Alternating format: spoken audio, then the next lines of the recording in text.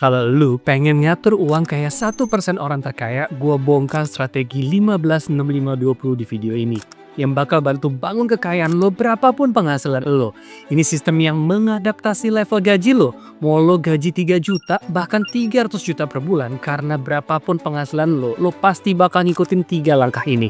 Gue Pandeka, konsultan keuangan bersertifikasi, profesional di luar negeri, dan alhamdulillah investasi gue ada beberapa miliar. Yuk sikat. Kita mulai dari bagian yang paling penting, Rp15.000 dari setiap Rp100.000 yang lo hasilin, artinya 15% dari penghasilan lo, wajib lo sisihin khusus buat diri lo sendiri. Bukan buat cicilan, bukan buat gaya hidup, tapi buat masa depan lo. Disinilah keamanan finansial jangka panjang itu dimulai. Ada 2 alasan super penting kenapa lo harus lakukan ini. Alasan pertama, ketenangan pikiran. Bayangin lo lagi jalan hari biasa terus tiba-tiba ban kendaraan bocor, dapet tagihan rumah sakit dadakan, atau ada keadaan darurat keluarga.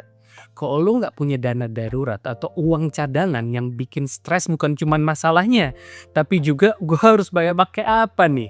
Dan itu bisa bikin kondisi keuangan lo langsung berantakan. Tapi ceritanya beda kalau lo punya cadangan 15% tadi. Mulailah dengan bikin dana yang gampang diakses. Cukup buat nutup 1 bulan aja kebutuhan pokok. Ini adalah garis pertahanan pertama lu dari kejutan-kejutan kecil hidup lu. Dan 1 bulan biaya hidup itu sebenarnya nggak sebesar yang lo bayangin kok. Ini bukan termasuk Netflix, jajan, atau belanja iseng ya. Ini cuma biaya inti aja, sewa atau cicilan rumah, atau makan, transportasi, listrik, air, dan tagihan wajib lainnya. Dari situ targetin naik ke 3-6 bulan biaya hidup inti. Tenda darurat ini ngasih lo ketenangan maksimal. Kalau lo tiba-tiba kehilangan kerja, masalah kesehatan, atau krisis tak terduga lainnya, lo tetap aman. Dan gak perlu ngutang buat bertahan. Cukup punya 3-6 bulan biaya hidup tersimpan, bikin lo bisa fokus nyelesain masalahnya. Bukan panik mikirin uangnya dari mana. Kalau masih ada yang gak ngerti, tanya di kolom komentar ya. Insya Allah boleh jawabin satu persatu. Alasan kedua, bikin uang lo kerja buat lo. Alasan kedua kenapa nyisin 15% supaya uang lo yang kerja buat lo ini penting adalah karena tenang nih, lo nggak perlu jadi ahli keuangan buat mulai. Bahkan bisa jadi tanpa sadar lo udah mulai ngelakuinnya. Sekarang gue jelasin kenapa ini kuat banget dan gimana cara mulainya. Bahkan kalau lo pemula total. Sekarang bayangin ada 2 orang, Ani dan Budi. Umur mereka sama-sama 30 tahun. Tapi cara mereka ngambil keputusan beda nih. Di umur 30 tahun, Ani langsung investasi Rp100 juta. Imbal hasil rata-rata 10% per tahun deh. Dan dia nggak sentuh uang itu sama sekali selama 20 tahun. Pas Ani umur 50, uangnya jadi sekitar Rp672 juta. Tanpa nambah uang lagi, tanpa setor bulanan, tanpa lihat chart. Cuma karena dia mulai lebih cepat. Dari 100 juta jadi 670 juta. Sekarang lihat Budi. Budi nunggu sampai umur 40 baru mulai investasi. Dia investasi 100 juta juga sih, dengan hasil imbalannya tuh 10% per tahun juga. Tapi karena dia mulai 10 tahun lebih lambat, uangnya cuma berkembang selama 10 tahun doang. Saat umur 50, uang Budi jadi sekitar 259 juta. Tapi kenapa return Budi atau untungnya si Budi jauh lebih kecil daripada Ani? Padahal modal mereka sama, return mereka sama. Yang jadi pembedanya adalah waktunya. Uang Ani punya tambahan 10 tahun buat kerja dan berkembang sendiri. Dan 10 tahun itu bikin selisihnya tembus 400 jutaan lebih. Dari 100 juta pelan-pelan naik lagi hingga 700 jutaan. Padahal dia nggak nambah modalnya sama sekali. Ini kenapa Einstein menganggap bunga berbunga atau compounding effect sebagai keajaiban ke-8 di dunia. Semakin lama lo biarin uang lo kerja, semakin dia bertumbuh. Ibarat bola salju yang lo gelindingin dari atas bukit awalnya kecil, tapi makin lama makin gede. Karena tiap lapisan nambahin lapisan baru lagi. Nah terus pertanyaannya, gue mulai dari mana nih? Nah sebelum itu kalau masih nggak ngerti, tanya aja di kolom komentar, insya Allah gue jawabin satu persatu. Mulai investasi dari mana? Ada beberapa opsi nih. Kalau lo punya program pensiun dari kantor kayak BPJS TK, secara nggak langsung udah lo mulai.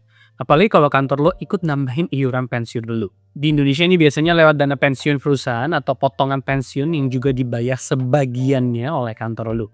Artinya lo setor sekian persen dari gaji dan kantor juga ikut setor buat lo. Itu ibaratnya uang tambahan dari kantor.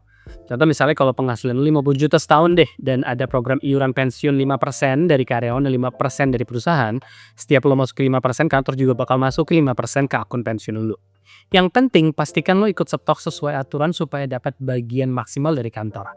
Karena itu cara paling cepat buat nambah tabungan pensiun lo. Biasanya iuran ini juga langsung dipotong dari gaji sebelum lo terima dan pajaknya baru dihitung nanti waktu dana itu dicairkan saat pensiun.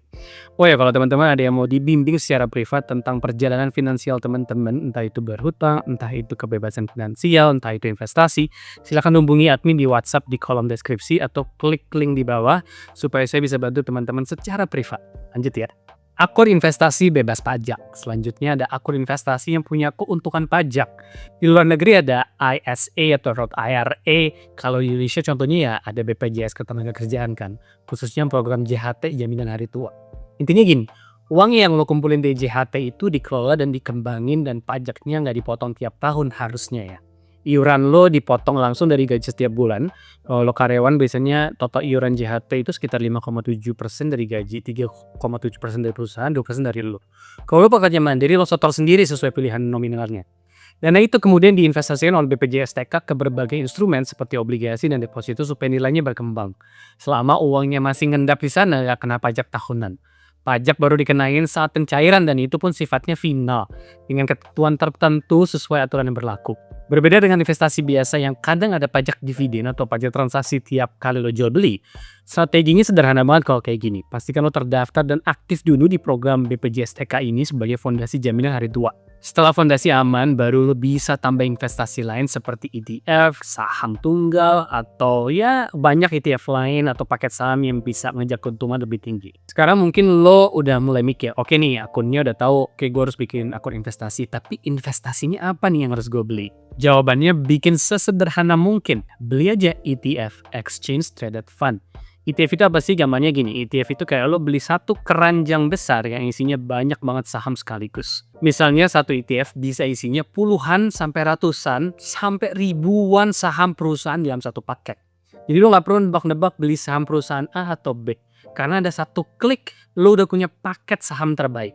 ETF ini diperdagangkan di bursa kayak saham biasa. Jadi belinya lewat aplikasi sekuritas juga. Sama seperti beli saham aja, ini ibarat lo beli paket rame-rame. Isinya banyak perusahaan, bukan nebak-nebak satu saham doang. Risikonya lebih nyebar, lebih rendah. Karena nggak bergantung ke satu perusahaan. Biasanya sih biayanya juga relatif murah dibanding banyak produk aktif dan uang lo kerja lebih maksimal karena mengikuti pergerakan pasar secara keseluruhan. Nggak perlu dipantengin tiap hari, nggak perlu sok jago ngalahin pasar. Ini jalurnya orang malas, ribet, dan menuju kaya. Tujuannya strategi ini dipakai banyak investor paling sukses di dunia. Oh ya, kalau mau tutorial lebih lengkap soal ETF, lo bisa cek di video ini ya. Sekarang kita bahas 65%-nya. Ini bagian penghasilan yang dipakai buat kebutuhan utama. Sewa atau cicil rumah, makan, transportasi, listrik, air, dan kebutuhan wajib lainnya. Ini bagian paling susah karena biaya hidup suka diam-diam ngebengkak. Gaji naik, tiba-tiba pengen rumah lebih gede, mobil naik kelas. Dan tanpa sadar pengeluaran lo juga ikutan naik. Makanya penting banget pasang batas di 65% biar hidup lo nggak cuma kerja buat tutupin biaya hidup doang. Cek pengeluaran lo sekarang deh, lihat yang paling gede. Bukan buat nyiksa diri, tapi buat kontrol biaya besar supaya ada ruang napas buat hidup. Tapi dari tadi kan bahasnya soal investasi aja, terus kapan nih kita bisa nikmatin hasil investasinya? Nah makanya kita akan bahas di poin berikutnya. Oke, lanjut ke part terakhir, 20% dari penghasilan lo ini adalah bagian buat nikmatin hidup. Tujuan hidup bukan mati dengan rekening paling gede, tapi hidupnya penuh bermakna. 1% orang kaya paham ini, mereka sengaja nyisihin uang buat senang-senang tanpa rasa bersalah. Karena kerja terus tanpa nikmatin hidup itu bikin cepet burn out, cepet capek, cepet anxious. Anggap 20% ini sebagai investasi ke diri lo sendiri. Makan enak sebulan sekali, hiburan bareng teman keluarga, beli barang yang udah lama lo pengenin, nikmatin tanpa rasa bersalah. Justru ini yang bikin lo konsisten sama rencana keuangan lo jangka panjang. Jadi itu cara ngatur ala 1% orang terkaya, aturan 15-05-20. Baik, kalau lo mau tahu tutorial investasi pemula dari awal dan jenis investasi yang bisa lo punya seumur hidup, lo bisa klik di 2 video ini. Thanks for watching. Assalamualaikum.